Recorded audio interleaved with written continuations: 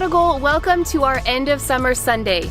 We've got an exciting service planned, and after service, make sure you stick around. We've got a taco truck and water slides for the kiddos. It's gonna be an awesome day. I've got a couple of announcements for you guys today, so pull out your calendars. We have some exciting things ahead. First off, we've got small groups starting soon.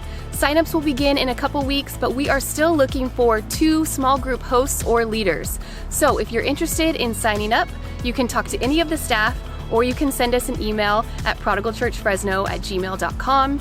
We are so excited for small groups this session. We encourage you all to sign up. This next announcement is for the ladies. Coming up on September 10th, we have our next women's event. It's going to be at 5 p.m. right here at Bullard. This year, we're partnering with Fresno Rescue Mission to help our neighbors in need. You can find a list of donations needed prior to the event on our app, our website. There's also an Amazon wish list, or you can grab a hard copy on your way out of service today. Coming up on September 17th, Prodigal turns 6.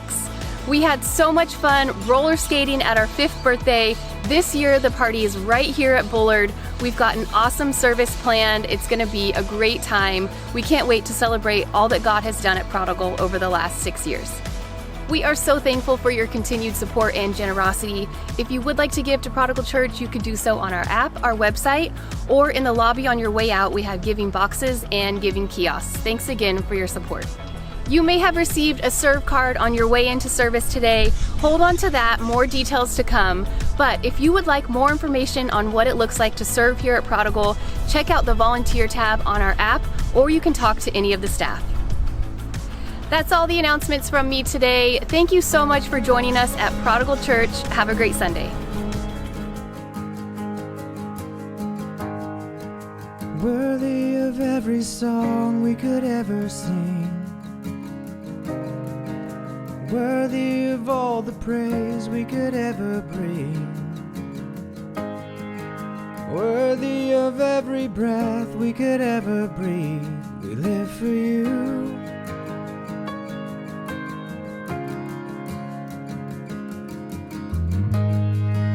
Jesus, the name above every other name.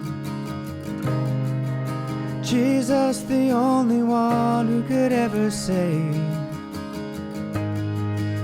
Worthy of every breath we could ever breathe. We live for you. We live for you. Holy, there is no one like you. There is none beside you. Open up my eyes in wonder and show me who you are, and fill me with your heart and lead me when you love to those around me. Jesus, the name above every other name. Jesus, the only one who could ever save. You're worthy, worthy of every breath we could ever breathe. We live for you. Oh, we live for you. Holy, there is no one like you. There is none beside you. Open up my eyes in wonder and show me who you are, and fill me with your heart and lead me in your love to those around me.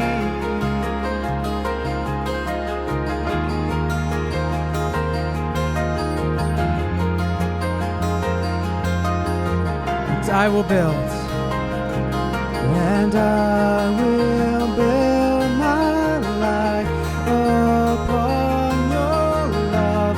It is a firm foundation, and I will put my trust in you alone, and I will not be shaken. I will build my life upon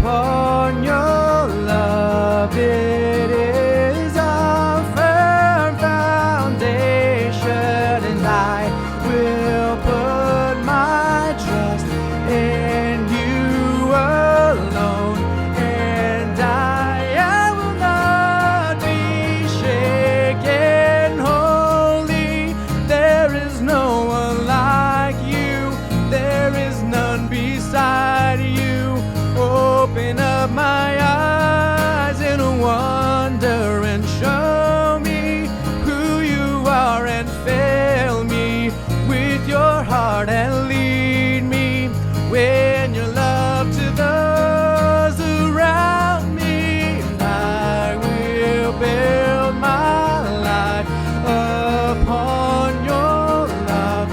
It is a firm foundation, and I will put my trust in you alone, and I will not be shaken.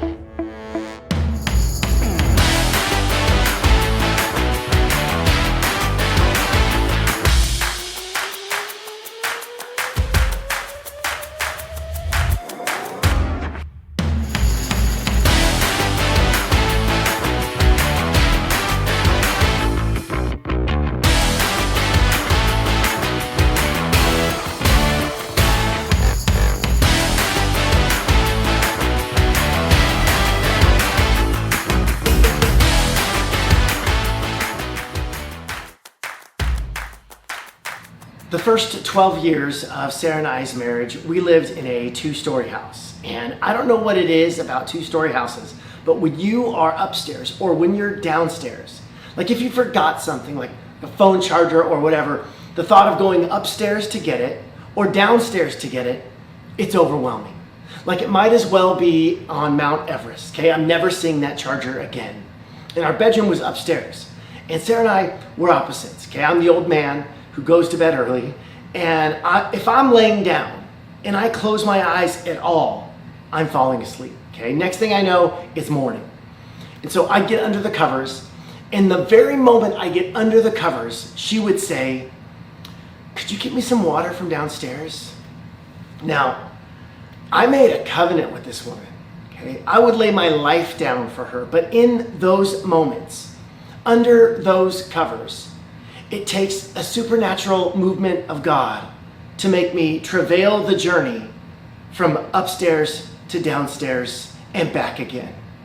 And as I accomplish this feat, because I do it, I feel like Frodo Baggins on his journey to Mordor with the Ring of Power. Serving others is always inconvenient. And this is with the person that I've committed my life to. This is with the mother of my children. Serving others is always inconvenient. There's always something else we'd rather be doing.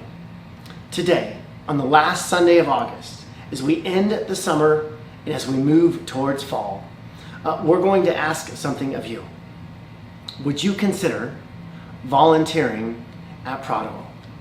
Now, if you're watching or listening online, or you live somewhere nowhere near Prodigal Church in Central California, you're gonna need to bridge this for your own context, okay? Because the life of service above self goes well beyond the life of our local church. So if you live far away from Prodigal, find a place where you can serve, a soup kitchen, a homeless shelter, YMCA, another church in your area.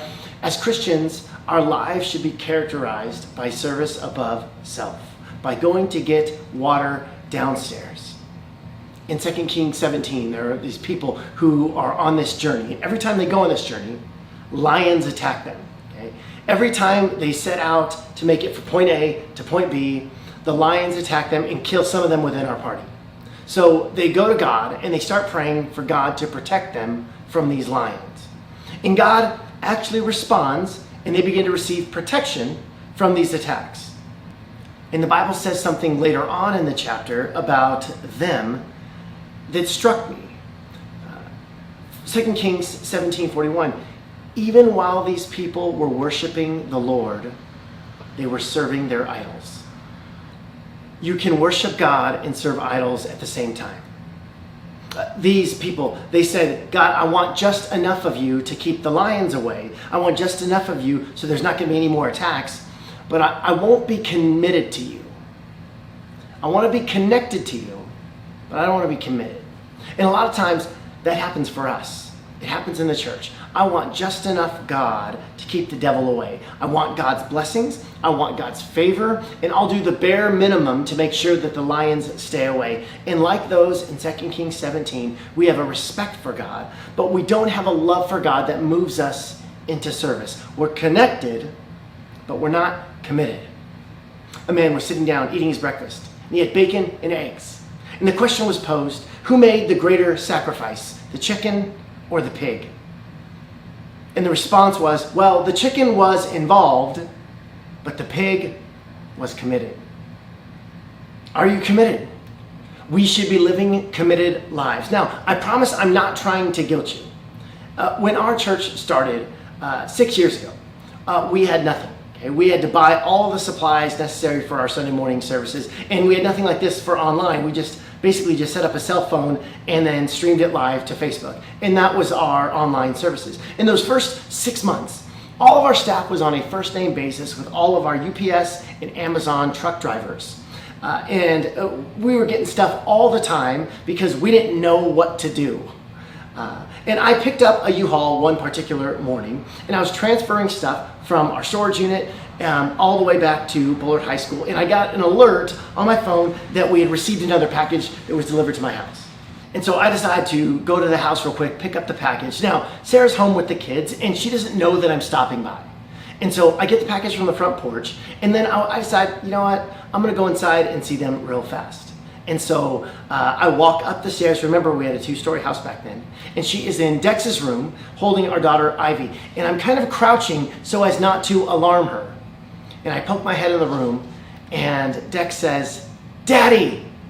And Sarah turns in the hallway, and she screams so loud, "Oh, God!" And that's what Sarah says whenever she's really scared. It's, "Oh, God!" every time without fail. Now, I realize now that my crouching posture had good intentions, but it had the opposite effect on my wife because I was kind of positioned like a home invader. And so I scared her, and I go in the room and I hug the kids and I say, well, I got to get back to work. And then I lean in to kiss Sarah on her cheek, and she pulled away. You see, even though my crouching tiger, hidden dragon posture was unintentional, I was trying not to scare her, the damage was done. Often, well-meaning Christians have done the same. Though their intentions may have been good, their actions spoke louder than their intentions. And many of you have been scared away by people in church. You've been burned. And believe me, I've experienced plenty of these kinds of hurts over the years. I've seen church dysfunction, bad leadership, dictator-like leadership, hypocrites, gossip, meanness, self-righteousness at its worst. Any negative impression that you have ever had about Christians and the church, Sarah and I have seen and experienced it all. And I know that many of you come to Prodigal Church because you've experienced these hurts in other places by people who should have known better, people that should have been better. And you know that that's not what we're about. But you can't build a church on what you're against. You can't build a church on what we don't want to be like. You see, over the last 20 years serving in the church, we've also seen great beauty, great love, humble and gracious people who radiate the beauty of God, people who would live and die to be a blessing to others in the world, saints who have prayed, served, gave, and loved without regard to themselves. Prodigal Church will not be a church that is built on what we're against. It will be built on what we're for. And today, for End of Summer Sunday, we're asking for your help. Help us build what we're for. Help us be a church that loves everyone, not loves them with the goal of making them believe, but that loving them is the goal. A church where the love of Jesus in and through his followers transforms hearts and communities. A church where people don't judge those that don't fit their theological boxes. A church where questions are not feared, they're encouraged. A church that puts a preeminent place on caring for the down and outs, the hurting, the poor, and the suffering. A church that raises up the next generation in our communities and in our world. We are asking for your help to unlock Prodigal's potential in our city and in our world. And if you, if you're just watching online, find a context where this applies to you. Now, here's one way where it really does connect to Prodigal. One way you can, if you live far away, is you can give to the mission at Prodigal. And you can do so online at Prodigal Church Fresno. We need you. Now, not long ago, I was at Panera in River Park, and I was wearing a Prodigal t-shirt. Okay, this is most of my wardrobe nowadays. By the way, all of our previous Prodigal shirts are now on sale for only $5, and we're making room for new merch coming in for our 6th birthday party in mid-September. So I'm wearing this Prodigal shirt, and I'm in line at Panera, and the worker says, "Oh, I love your shirt. That church is awesome." And I'm like, trying to figure out how I know her. And she asked, "Do you go there?" And so I immediately know that she doesn't go there, okay, right? And so I said, I'm actually the lead pastor, and she tells me about someone in her church who brags about our church, has given her Prodigal t-shirts, and she says, "I love your church." And I thought that was great. She had never been to Prodigal, but she loved our church because her friend loved our church, gave her a t-shirt, and invited her to come. How do you talk about Prodigal? Or better yet, how do you move from talking about Prodigal as the church you attend to Prodigal being my church? We cannot create a healthy church on consumers alone. People who simply consume the mission of Prodigal Church rather than participating in the mission of Prodigal. If everyone that comes to Prodigal is here to get their needs met, who's supposed to meet all the needs? Now, I'm sure you can see where we're going here. We are encouraging you to serve, to be a greater part of Prodigal becoming the kind of place we're called to be. But here's the thing. This is not something that will grow the church. It'll grow you. You grow when you serve. How can you grow and how can you help? They have the same answer. They work together. Your personal growth towards Jesus helps us as a faith community thrive, and us thriving as a faith community enables you to grow. It's a win-win. Your growth is dependent on the health of our church, and the health of our church is dependent on your growth. In Matthew chapter 5 through 7, Jesus does the Sermon on the Mount. Okay, most famous sermon of all time, the best sermon of all time. And we did a series on it a few years back, and so after Jesus finished the sermon, he's very exhausted. He leaves the stage right after the Sermon on the Mount in Matthew 8. Verse 1, it says this: "When Jesus came down from the mountainside, large crowds followed him. A man with leprosy came and knelt before him and said, 'Lord, if you are willing, you can make me clean.' Jesus reached out his hand and touched the man. 'I am willing,' he said. 'Be clean.' Immediately he was cleansed of his leprosy." So he finishes this sermon on the mountainside, and the crowds won't leave him alone. And Jesus has compassion on him. Then Jesus walks to Capernaum. Okay? He's tired. In fact, in the very next chapter, we find Jesus sleeping in the bottom of a boat in the middle of a raging storm. Okay? He's that tired. He crashed. So he arrives at Peter's house in Capernaum. Verse 14, "When Jesus came into Peter's house, he saw Peter's mother-in-law lying in bed with a fever." Okay, fever in Greek is not just 100.1 or 99.8. Okay, in Greek, it's Peter's mother was literally on fire. Verse 15, "He touched her hand and the fever left her, and she got up and began to wait on him." What? Let's read that again. He touched her hand, the fever left her, and she got up and began to wait on him. Notice what Peter's mother-in-law does. She was on fire, burning up in her house, very sick. This woman who a few seconds ago was sick and in bed, she's been touched by Jesus, and moments later, she is now serving in the place where she was once sick. Did you catch it? In the place where God heals you, He will empower you to bring healing to another person. What I want us to hear is this: God wants to meet you in your fever. God wants to touch you, heal you, move you, so that you can then be healing touch to others. If we are to continue to grow as a church, if we are to be a greater force of love in our community, if all of our potential is to be unlocked and released into the world, we need you. And I really do believe this, that serving others is transformative for you. I've been in ministry for 25 years, and I have heard countless faith stories, and almost all of them share a common thread. It'll be something like when I started serving in Sunday school, when I took that step of faith, when my faith became about others and not just me, when I poured out and I just didn't get poured into. When that happened, transformation occurred. There's a famous fable of a wise and kind king who had a narrow road leading into his city. And he wanted to see if anyone in his kingdom was as kind as he was. So he had his men put a rather large and heavy stone in the middle of the road to block it. Then he hid in the bushes so to see people's reactions on this unexpected roadblock. All day long, people passed back and forth, but nobody bothered to move it. They would just go around it, all the while cursing the king for allowing a stone to be there in the first place. Finally, late in the day, an old and poor farmer came by. He saw that this was in his way to the marketplace to sell his vegetables. When he got to the stone, he laid down his heavy load and began to move it. It took all of his strength and a good amount of time, but he finally got to move it to the side of the road so that others could go by unobstructed. He was very tired by then, so he sat down on the stone to catch his breath.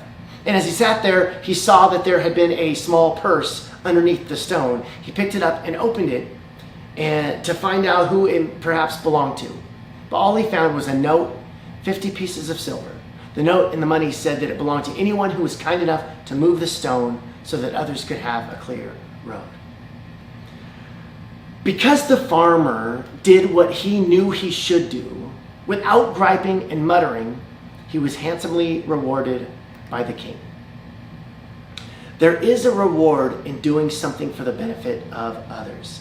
And it's not treasure or gifts or recognition, but a life of love, an example of sacrifice, a placing of others as of greater importance than oneself. You are modeling the greatest commandment, loving God and loving people. And you are modeling the heart of Prodigal Church, to love God and to love people. And we need everybody. As a church, we minister to hundreds every single weekend, in person and online. We literally can't do this without you. There's 6 of us on staff. 6. Okay. And we have all these needs. Some of our needs, youth ministry. If you're here in town, we took over 30-something people, high school kids, up to the lake just a couple of weeks ago. And we have 1 female leader that volunteers and then a bunch of guy leaders. We need more female leaders. If you'd like to serve in youth, you can do so. Nursery. We have all these little babies crawling around or just there to be held. We need your help. One-on-ones. Any kid who has special needs, we devote 1 volunteer with them for the entire Sunday morning. This is a way to not just bless the family of that child, not just to bless the child themselves, but when you serve a special needs child and you're with them for an hour-long service, you're blessed. You're the one transformed. We need musicians. Do you play the bagpipes? Do you play the trumpet? Do you play the violin? Do you play the cello? Do you play the clarinet? Drums, guitar, singing? If you got gifts in music, man, we want to see God use those. Audiovisual team, set up and tear down. Now, once again, if you don't live in Central California, find a place to volunteer, okay? You can't just say, well, this doesn't apply to me, so I don't have to apply this. When you serve others, you are showing the world the Jesus who came to serve, not to be served. And so here's the hard ask. Would you consider volunteering at Prodigal Church today? Pull out your phone. You can go to the Prodigal Church app or look at the volunteer tab on the website and fill out that little card. In person, we're going to be having some staff and volunteers answering any questions that you might have. And as you volunteer, it will bless you and it will bless the church. And if you can't, if you're too busy, all good. No worries. Not a big deal. All good either way. These past 6 years at Prodigal Church have been the best 6 years of Sarah and I's life. And it's not even close. And it's because of you. We're so blown away by all that God has done these past 6 years. And we're so excited for what He's going to do in the next 6 months. And then in the next 6 years. Helping us build a church that is built on loving God and loving others.